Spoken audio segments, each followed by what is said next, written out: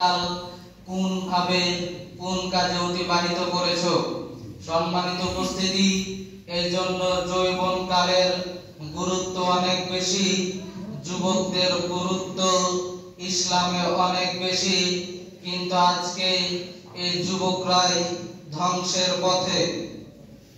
সম্মানিত উপস্থিতি, যুব সমাজ ধ্বংসের কয়েকটা কারণ আমি উল্লেখ করব, পয়েন্ট আকারে নিয়ে এসেছি, আপনারা সেগুলো মনোযোগ দিয়ে শোনার চেষ্টা করবেন। যুব সমাজ ধ্বংসের যতগুলো কারণ রয়েছে তার মধ্যে অন্যতম একটি কারণ হচ্ছে সুশিক্ষার অভাব। আজকে শিক্ষার হার বেড়েছে, শিক্ষার পরিসংখ্যান বেড়েছে, কিন্তু সুশিক্ষার অভাব থেকে গেছে। আগের তুলনায় এখন মানুষ অনেক বেশি শিক্ষিত, কিন্তু সুশিক্ষা যে অভাব, এই অভাবটা থেকে গেছে। আগে আমরা স্লোগান দিতাম শিক্ষার ক্ষেত্রে যে শিক্ষায় জাতির মেরুদণ্ড, কিন্তু এখন এই স্লোগান, এই ডায়লগ পাল্টেছে। এখন আমরা স্লোগান দিয়ে থাকি যে সুশিক্ষায় জাতির মেরুদণ্ড। সম্মানিত উপস্থিতি, না হলে দেখুন যে সমাজে যে ছোটখাটো যে চুরি, ছোটখাটো যে অপরাধ, যে ক্রাইম গুলো করে থাকে, সেগুলো হচ্ছে যারা অশিক্ষিত মূর্খ, এরাই এই কাজগুলো করে থাকে। 1000 টাকা, 5000 টাকা বা 50,000, 1 লক্ষ টাকা, এগুলো যারা চুরি করে তারা হচ্ছে অশিক্ষিত লোক, মূর্খ লোক। কিন্তু দেশের বড় বড় টাকা অঙ্ক, সম্মানিত উপস্থিতি, দেশের যে বড় বড় সম্পদগুলো যারা চুরি করে, দেশের যে টাকাগুলো আত্মসাৎ করে, হাজার হাজার কোটি কোটি টাকা, এইগুলো কিন্তু এই মূর্খ লোক যারা আছে এদের পক্ষে করা সম্ভব নয়। যারা শিক্ষিত লোক তারা এই কাজগুলো করে থাকে। যারা বড় বড় ডিগ্রি অর্জন করে চেয়ার দখল করে, এই সকল ব্যক্তিরাই এই কাজগুলো করে থাকে। সম্মানিত উপস্থিতি, তাহলে ওই ব্যক্তিও তো শিক্ষা অর্জন করেছে, কিন্তু এই কেমন শিক্ষা যে শিক্ষা অর্জন করে তাকে চুরি করতে শিখিয়েছে।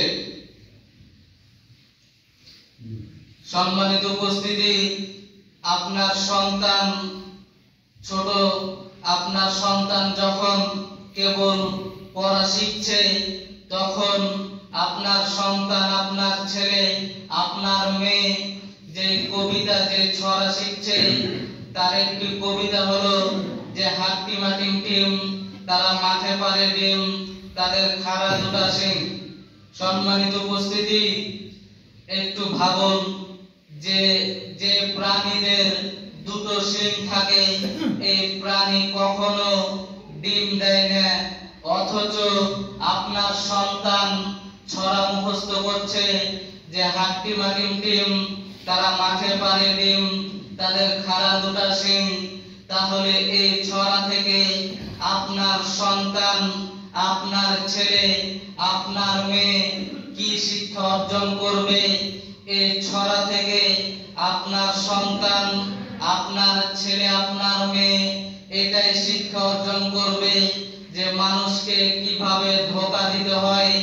কারণ যে প্রাণীর দুটো শিং থাকে, এই প্রাণী তো কখনো ডিম দেয় না, অথচ আপনার সন্তান এই ছড়া মুখস্থ করছে, মানে এই ছড়া থেকে আপনার সন্তান শিখছে কিভাবে মানুষকে ধোঁকা দিতে হয়, কিভাবে মানুষকে ধোঁকা দেওয়া যায়। সম্মানিত উপস্থিতি, একটু লক্ষ্য করুন, আল্লাহ তাআলা যখন রাসূল সাল্লাল্লাহু আলাইহি ওয়াসাল্লামকে এই দুনিয়াতে পাঠিয়েছিলেন, তখন সেই যুগটি ছিল জাহেলিয়াতের যুগ, মূর্খতার যুগ, নোংরামি নষ্টামের যুগ। যে যুগে যুবকরা নেশা করত, নারী নিয়ে ব্যস্ত থাকত, অশ্লীল অপকর্ম যত রয়েছে সমস্ত অশ্লীল অপকর্মগুলো তারা করত। আর এই যুগে আল্লাহ তাআলা রাসূল সাল্লাল্লাহু আলাইহি ওয়াসাল্লামকে পাঠিয়েছিলেন। সেই জাহেলিয়াতের যুগের দু একটা চিত্র আপনাদের সামনে তুলে ধরি। সম্মানিত উপস্থিতি, জাহেলি যুগে নারীদের বিয়ে হতো এইভাবে যে যুবকেরা লাইন ধরে দাঁড়িয়ে থাকতো, একের পর এক যুবক আসতো, ওই নারীর সাথে জেনা করতো, ওই নারীর সাথে রাত কাটাতো। এরপর দ্বিতীয় যে যুবক, সেই যুবক আসতো, ওই নারীর সাথে রাত কাটাতো। এরপরে যদি দেখতো যে হ্যাঁ, এই মেয়ের সাথে, এই নারীর সাথে আমার বনিবনা হবে, তাহলে তারা বিয়ে করত। না হলে তৃতীয় যে যুবক, সেই যুবক আসতো, আবার সেই একই কাজ করত। এভাবে এক পর্যায়ে ওই নারীর বিয়ে হতো। জাহেলি যুগের আরেকটা চিত্র হচ্ছে, সৎ মা মারা গেছে না বাবা মারা গেছে, কিন্তু সৎ মা জীবিত আছে। এখন দ্বিতীয় পক্ষের যে সন্তান, তারা চিন্তা করলো যে আমার মায়ের অনেক সম্পত্তি আছে, এখন আমার এই সৎ মা যদি অন্য কোথাও বিয়ে করে, তাহলে এই সম্পত্তিগুলো আমাদের হাতছাড়া হয়ে যাবে। তখন তারা কি করত? ওই সৎ মাকে বিয়ে করত। সম্মানিত উপস্থিতি, আগের রাতে ওই নারী ছিল তার পিতার বিছানায়, আর এই রাতে ওই নারী তার সন্তানের বিছানায়। সম্মানিত উপস্থিতি, এটা হচ্ছে জাহেলি যুগের একটা চিত্র। এরপরে জাহেলি যুগের আরেকটা চিত্র হচ্ছে যে কোন নারী গর্ভবতী হয়েছে, এখন সমাজের কোন প্রভাবশালী ব্যক্তি তার ইচ্ছা হলো যে আমি দেখব মায়ের পেটে সন্তান কিভাবে থাকে। তখন ওই ব্যক্তি ওই নারীর পেট কেটে সন্তান দেখতো, এটি ওই নারী বেঁচে থাক অথবা মারা যাক, তারা চিন্তা করতো না, পরোয়া করতো না। এরপরে জাহেলি যুগে কয়েকটা যুবক মিলে একসাথে একটা নারীকে ভাড়া করে নিয়ে আসতো। এরপরে তারা গান বাজনা করতো, নেশা করতো। এরপর তারা কয়েকটা যুবক মিলে একসাথে ওই নারীকে ধর্ষণ করতো। এটা ছিল জাহেলিয়াতের যুগ। তো সেই যুগে আল্লাহ তাআলা রাসূল সাল্লাল্লাহু আলাইহি ওয়াসাল্লামকে প্রেরণ করেছিলেন। সেই যুগটাতে রাসূল সাল্লাল্লাহু আলাইহি ওয়াসাল্লাম তিনি সেই মক্কার জাহেল মূর্খ যুবকদেরকে যেভাবে তিনি তাদেরকে দ্বীনের পথে নিয়ে এসেছিলেন, ওই জাহেলি যুগটাকে স্বর্ণ যুগে রূপান্তর করেছিলেন। সেটা হচ্ছে এই ওহীর শিক্ষার মাধ্যম দিয়ে। সম্মানিত উপস্থিতি, আল্লাহ তাআলা রাসূল সাল্লাল্লাহু আলাইহি ওয়াসাল্লামকে সর্বপ্রথম যে ওহী দিয়েছিলেন, যে ওহীর মাধ্যমে রাসূল সাল্লাল্লাহু আলাইহি ওয়াসাল্লাম নবুয়ত পেয়েছেন, সেই প্রথম শব্দটি হচ্ছে ইকরা।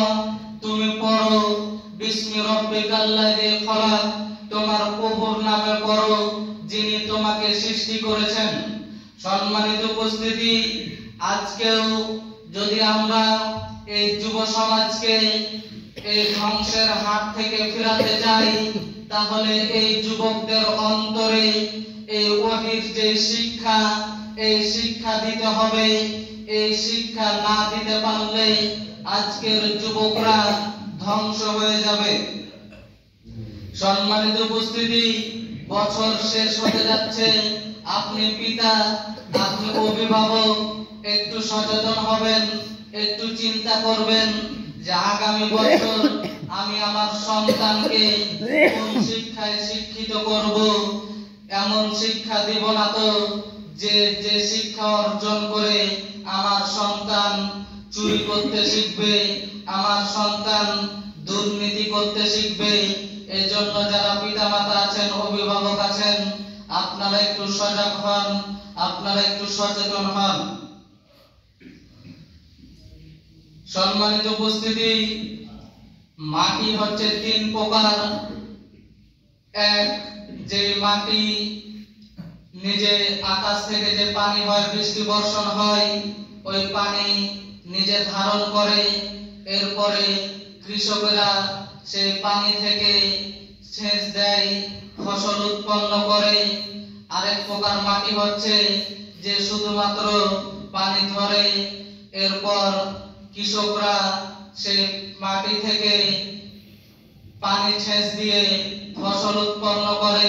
আর আরেক প্রকার মাটি হচ্ছে যে কৃষকেরা সেখান থেকে কোন মাটিতে পানিও ধরে রাখতে পারে না, আবার কোনো ফসল উৎপন্ন করতে পারে না।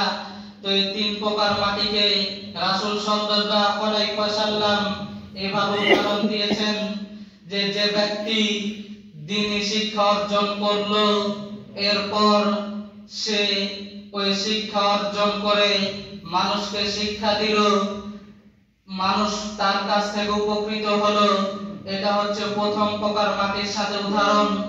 আর দ্বিতীয় প্রকার হচ্ছে যে আরেক যুবক যারা শিক্ষা অর্জন করলো অথচ অন্যকে শিক্ষা দিতে পারলো না, কিন্তু সে নিজে শিক্ষা অর্জন করে নিজের জীবনটাকে ইসলামের আলোকে সাজাতে পারলো। আর আরেক প্রকার যুবক হচ্ছে যাদের মধ্যে দ্বীনের কোনো জ্ঞান নেই, সে নিজেও ক্ষতিগ্রস্ত, মানুষ তার কাছ থেকে ক্ষতির শিকার। সম্মানিত উপস্থিতি, হে মুসলিম ভাই, এখন তুমি একটু চিন্তা করে দেখো, একটু ভেবে দেখো যে তুমি কোন প্রকারের মধ্যে পড়ো। একটু চিন্তা করো, একটু ভেবে দেখো। সম্মানিত উপস্থিতি, এরপরে যুব সমাজ ধ্বংসের আরেকটি কারণ হচ্ছে শয়তানের প্ররোচনা। শয়তানের প্ররোচনায় পড়ে অনেক যুবক ধ্বংস হয়ে যায়। আল্লাহ তাআলা যখন শয়তানকে বলেছিল আদম আলাইহিস সালামকে সিজদা করতে, কিন্তু শয়তান সে অহংকার করে আদমকে সিজদা করতে অস্বীকার করেছিল, তখন আল্লাহ তাআলা শয়তানকে অভিশাপ দিয়েছিলেন, লানত করেছিলেন। তখন শয়তান লানত প্রাপ্ত হয়ে আল্লাহকে বলেছিল যে হে আল্লাহ, আমি তোমার বান্দাদেরকে সামনের দিক থেকে, পিছনের দিক থেকে, ডান দিক থেকে, বাম দিক থেকে, চতুর্দিক থেকে আমি তোমার বান্দার উপর আক্রমণ করব। আমি তোমার বান্দাদের জন্য উৎপেতে বসে থাকব, তাদেরকে আমি পথভ্রষ্ট করব, আমি তাদেরকে পথচ্যুত করব, আমি সুযোগ পেলেই তাদেরকে জান্নাতের পথ থেকে জাহান্নামের পথে নিয়ে যাব। সম্মানিত উপস্থিতি, এই শয়তান কিন্তু জানে যে মুসলিম জাতির মূল মেরুদণ্ড হচ্ছে যুব সমাজ। এই যুব সমাজকে যদি ধ্বংস করে দেওয়া যায়, তাহলে ওই জাতি এমনিতেই ধ্বংস হয়ে যাবে। এজন্য শয়তান আজকের যুবকদের পিছনে লেগে আছে। শয়তানের প্রথম অস্ত্র হচ্ছে নারী। যুবককে শয়তান ওয়াসওয়াসা দিয়ে, কুমন্ত্রণা দিয়ে, উস্কে দিয়ে একটা নারীর সাথে প্রেমের সম্পর্কে জড়ায়। ওই যুবক যখন ওই মেয়েটিকে ছাড়া কিছুই চিন্তা করতে পারে না, যুবক যখন সারাক্ষণ ওই মেয়েকে নিয়ে ভাবে, ওই মেয়েটির কথা চিন্তা করে, যুবক যখন মনে করে যে আমি ওই মেয়েটিকে ছাড়া বাঁচতে পারবো না, তখন শয়তান দ্বিতীয় যে পদক্ষেপ নেয়, সেই পদক্ষেপটি হচ্ছে যে কোনো ভাবে, যে কোনো পর্যায়ে তাদের সম্পর্কের মাঝে বিচ্ছেদ ঘটায়। যখন ব্রেকআপ হয়ে যায়, তখন ওই যুবক তার দুঃখ কষ্ট ভুলতে সিগারেট টানা শুরু করে। এভাবে এক পর্যায়ে শয়তান তাকে আস্তে আস্তে নেশার যতগুলো মাধ্যম রয়েছে, যত প্রকার নেশা রয়েছে, সমস্ত নেশা শয়তান ওই যুবককে দিয়ে করায়। যুবক যখন নেশা করতে করতে সে ভবিষ্যৎ অন্ধকার দেখে, যুবক যখন হতাশ হয়ে যায় যে আমার আর বাঁচার কোনো পথ নাই, তখন শেষ পর্যন্ত শয়তান ওই যুবককে বাধ্য করে আত্মহত্যা করতে। অতএব তোমরা যারা যুবক আছো একটু সজাগ হও। জান্নাতে যখন আল্লাহ তাআলা আদম আলাইহিস সালামকে সৃষ্টি করে রেখেছিলেন, এরপরে আদম আলাইহিস সালামকে একটি গাছের কাছে যেতে নিষেধ করেছিলেন। ইবলিস শয়তান অনেকভাবে চেষ্টা করে আদম আলাইহিস সালামকে ভুল বুঝাতে পারেনি, সে অক্ষম হয়েছিল। তখন ওই ইবলিস শয়তান হাতিয়ার হিসাবে বেছে নিয়েছিল হাওয়া আলাইহিস সালামকে। এরপরে হাওয়া আলাইহিস সালামকে দিয়ে শয়তান আদম আলাইহিস সালামকে ওই নিষিদ্ধ গাছের কাছে নিয়ে যায়। ফলশ্রুতিতে আল্লাহ তাআলা তাদেরকে জান্নাত থেকে বের করে দেন এবং তাদের পোশাক খুলে দেন। সম্মানিত উপস্থিতি, এই যে এই ঘটনা থেকে একটু শিক্ষা গ্রহণ করো যে ওই ইবলিস শয়তান প্রথমে ভুল বুঝাতে চেয়েছিল আদম আলাইহিস সালামকে, কিন্তু সে সক্ষম হতে পারেনি। তখন সে হাওয়া আলাইহিস সালামকে বেছে নেয়। এরপরে হাওয়া আলাইহিস সালামকে যখন মেয়েদের মন অনেক দুর্বল হয়ে থাকে, তখন এই হাওয়া আলাইহিস সালামের মাধ্যম দিয়ে আদম আলাইহিস সালামকে ওই নিষিদ্ধ গাছের কাছে নিয়ে যায়। আল্লাহ তখন রাগান্বিত হয়ে তাদেরকে ওই জান্নাত থেকে বের করে দেয়। রাসূল সাল্লাল্লাহু আলাইহি ওয়াসাল্লাম বলেছেন যে একটা যুবককে, শক্তিশালী যুবককে ধ্বংস করার জন্য সবচাইতে বড় মাধ্যম, বড় হাতিয়ার হচ্ছে নারী জাতি। একটা যুবককে কোনোভাবে ধ্বংস করা সম্ভব নয়, কিন্তু ওই যুবককে যদি কোনোভাবে ওর মাথার মধ্যে নারী ঢুকিয়ে দেওয়া যায়, তাহলে ওই যুবক এমনিতে ধ্বংস হয়ে যাবে। সম্মানিত উপস্থিতি, এরপরে তৃতীয় কারণটি হচ্ছে পরিবেশ। যুব সমাজ ধ্বংসের আরেকটি অন্যতম কারণ হচ্ছে পরিবেশ। এই পরিবেশের কারণে অনেক যুবক নষ্ট হয়ে যায়। পরিবেশের একটা প্রভাব আছে, এই পরিবেশের কারণে অনেক যুবক সঠিক পথের দিশা পায়, আবার এই পরিবেশের কারণে অনেক যুবক পথচ্যুত হয়, পথ দিশাহারা হয়। সম্মানিত উপস্থিতি, অনেক যুবকের মন চাই দাড়ি রাখতে, অনেকের মন চাই টাকনোর উপরে প্যান্ট পরতে, ঢিলাঢালা পোশাক পরতে, 5 ওয়াক্ত নামাজ পড়তে, ইসলাম মোতাবেক জীবন পরিচালনা করতে, কিন্তু পরিবেশের কারণে পারে না। কিভাবে একটা যুবক সে দাড়ি রেখেছে, তখন তার পরিবারের লোকজন, তার এলাকার লোকজন, তার পাড়া প্রতিবেশী তাকে নিয়ে ঠাট্টা বিদ্রুপ করে, হাসি মস্করা করে যে তোকে দেখতে তো মুরব্বি লাগছে, তোকে দেখতে তো চাচা মনে হচ্ছে, তোকে তো কোনো মেয়ে পছন্দ করবে না, বিয়ে করবে না। এভাবে আরো কত ভাবে ওই যুবককে নিয়ে হাসি ঠাট্টা করে। তখন শেষ পর্যন্ত ওই যুবক অতুষ্ট হয়ে এই দাড়ি কেটে ফেলে, ঢিলাঢালা পোশাক ছেড়ে দেয়, চিপা চাপা পোশাক পরিধান করা শুরু করে। সম্মানিত উপস্থিতি, এই যে পরিবেশের কারণে ওই যুবক নষ্ট হয়ে গেল, এই জন্য পরিবেশকে, এই সমাজকে ওই যুবকের ধ্বংস হওয়ার জন্য আল্লাহর কাছে জবাব দিতে হবে। সম্মানিত উপস্থিতি, এরপরে যুব সমাজ ধ্বংসের আরেকটি বড় কারণ হচ্ছে বিজাতি সংস্কৃতি। এই বিজাতি সংস্কৃতির প্রভাবে অনেক যুব সমাজ আজকে ধ্বংস হয়ে যাচ্ছে। সম্মানিত উপস্থিতি, আজকে দেখুন যে মুসলিম যুবক, অথচ তার চলাফেরা, তার উঠা বসা বিধর্মীদের মতো। আজকে এই যুবকরা যারা সিনেমা প্রেমী, তারা তাদের মডেল হিসাবে, তারা তাদের আদর্শ হিসাবে তাদের পছন্দের যে সুপারস্টার আছে তাকে ফলো করে। আবার যারা ফুটবল প্রেমী, তারা বড় বড় যে ফুটবলার রয়েছে মেসি, নেইমার, রোনালদো, এদেরকে আদর্শ হিসাবে গ্রহণ করে, তাদের মতো করে নিজেকে চলাফেরা করার চেষ্টা করে, তাদের স্টাইল গ্রহণ করে, তাদের মতো করে চুল কাটে, তাদের মতো করে পোশাক পরে। সম্মানিত উপস্থিতি, অথচ আল্লাহ তাআলা বলছেন সূরা আহজাবের মধ্যে যে লাকাদ কানা লাকুম ফি রাসূলিল্লাহি উসওয়াতুন হাসানাহ, তোমাদের জন্য উত্তম আদর্শ নিহিত রয়েছে রাসূল সাল্লাল্লাহু আলাইহি ওয়াসাল্লামের মধ্যে।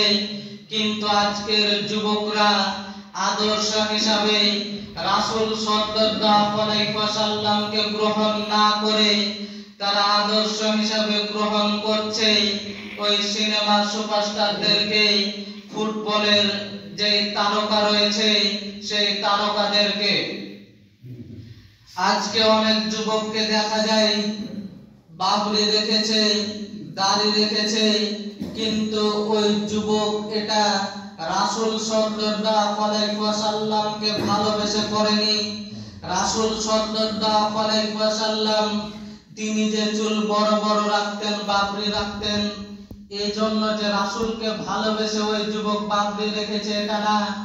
রাসূল সাল্লাল্লাহু আলাইহি ওয়াসাল্লামের যে দাড়ি বড় বড় ছিল, এই জন্য যে ওই যুবক রাসূল সাল্লাল্লাহু আলাইহি ওয়াসাল্লামকে ভালোবেসে দাড়ি রেখেছে এটা কিন্তু না।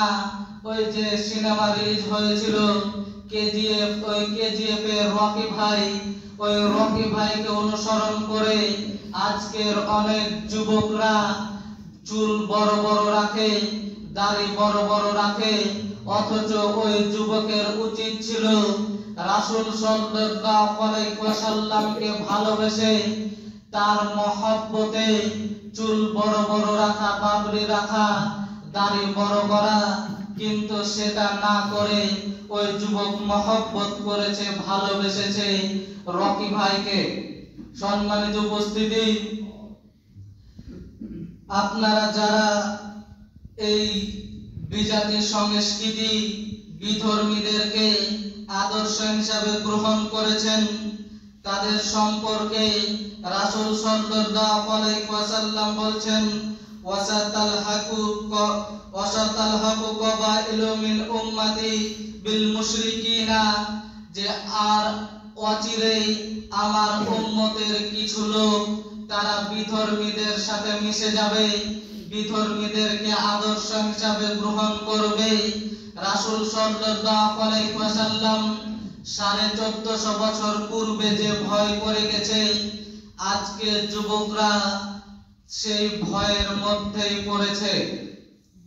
সম্মানিত উপস্থিতি, এরপরে যুব সমাজ ধ্বংসের আরেকটি বড় কারণ হচ্ছে নেশাদার দ্রব্য।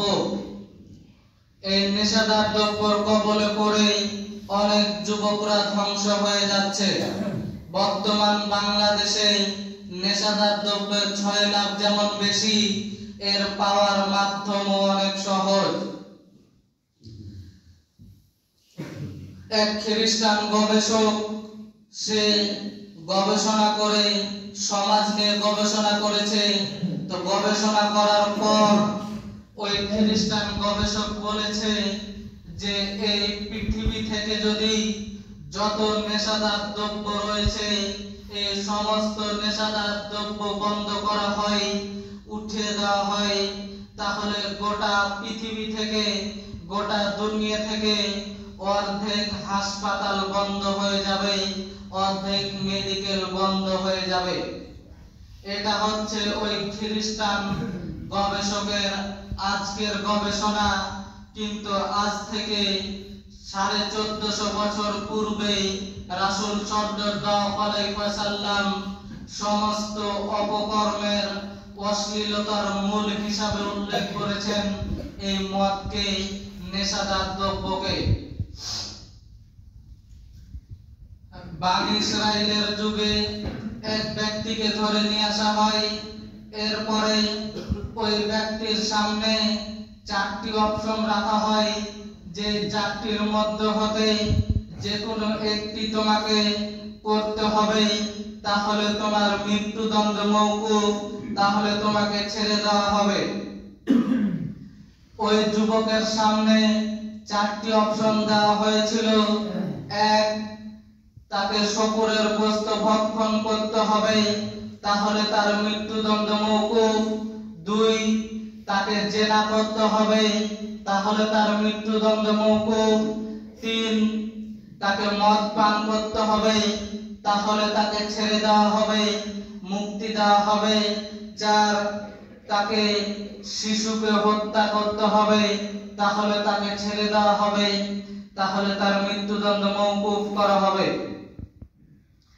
তখন ওই যুবক ভাবতে থাকলো যে 4টার মধ্যে হতে আমি কোনটা গ্রহণ করব, কোনটা হালকা পাপ হবে। যুবক ভাবছে যে আমি কি শূকরের গোশত ভক্ষণ করব? না, এটা করা যাবে না, এটা তো হারাম, এটা আমি কি করে করতে পারি? তাহলে কি আমি জেনা করব? না, এটাও হারাম, আমি কি করে এক সুন্দরী মেয়ের সতীত্ব নষ্ট করতে পারি? এটা করা আমার পক্ষে সম্ভব হবে না। তাহলে কি আমি এই শিশু বাচ্চাটিকে হত্যা করব? না, এটাও করা যাবে না, এটা অনেক বড় পাপ, আমি কি করে শিশু বাচ্চাকে হত্যা করতে পারি? তাহলে আমি কি করব? এই মদ ভক্ষণ করব। 1 গ্লাস মদ পান করলে কি বা হবে? আমি 1 গ্লাস মদ এটাই পান করি। ওই যুবক 1 গ্লাস মদকে হালকা মনে করলো। এরপরে 1 গ্লাস মদ পান করলো, তার মধ্যে নেশা চলে আসলো। সে একের পর এক মদ পান করতেই থাকলো।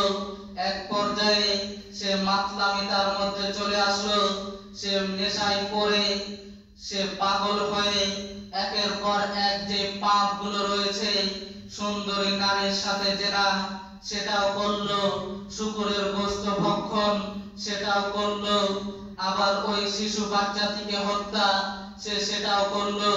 সম্মানিত উপস্থিতি, এখানে একটু ভাবুন, একটু চিন্তা করুন যে ওই যুবক ব্যক্তি যদি এই মদ পান না করে আরো যে 3টা কাজ রয়েছে, ওই 3টার মধ্যে হতে যে কোনো একটি যদি করত, তাহলে শুধুমাত্র ওই একটি পাপ করা হতো, বাকি যে 3টি পাপ সে আর করত না। যেমন ওই যুবক যদি শূকরের গোশত ভক্ষণ করত, তাহলে শূকরের গোশত ভক্ষণ করার যে পাপ, তার শুধু ওই পাপই হতো, আর বাকি যে 3টি পাপ, এই 3টি পাপ তার হতো না।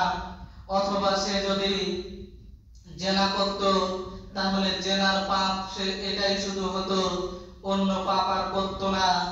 অথবা সে যদি শিশু বাচ্চাটিকে হত্যা করত, তাহলে শুধুমাত্র ওই একটি পাপই হতো, বাকি যে 3টি পাপ, সেই 3টি পাপ আর তার দ্বারা করা সম্ভব হতো না।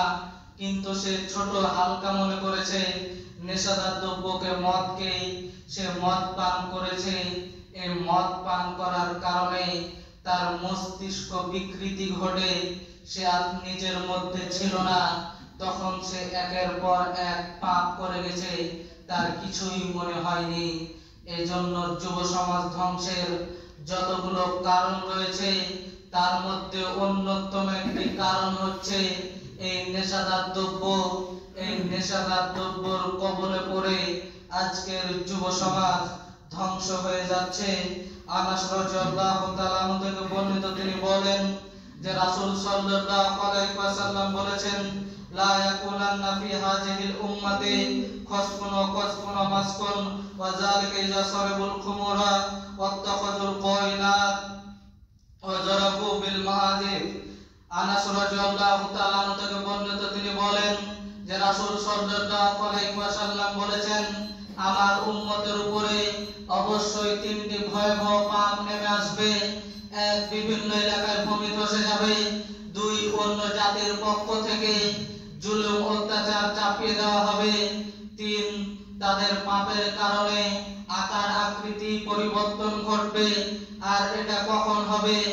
এক, যখন আমার উম্মত নেশাদার দ্রব্য পান করবে। দুই, নায়িকাদের নিয়ে নাচ গানে ব্যস্ত থাকবে।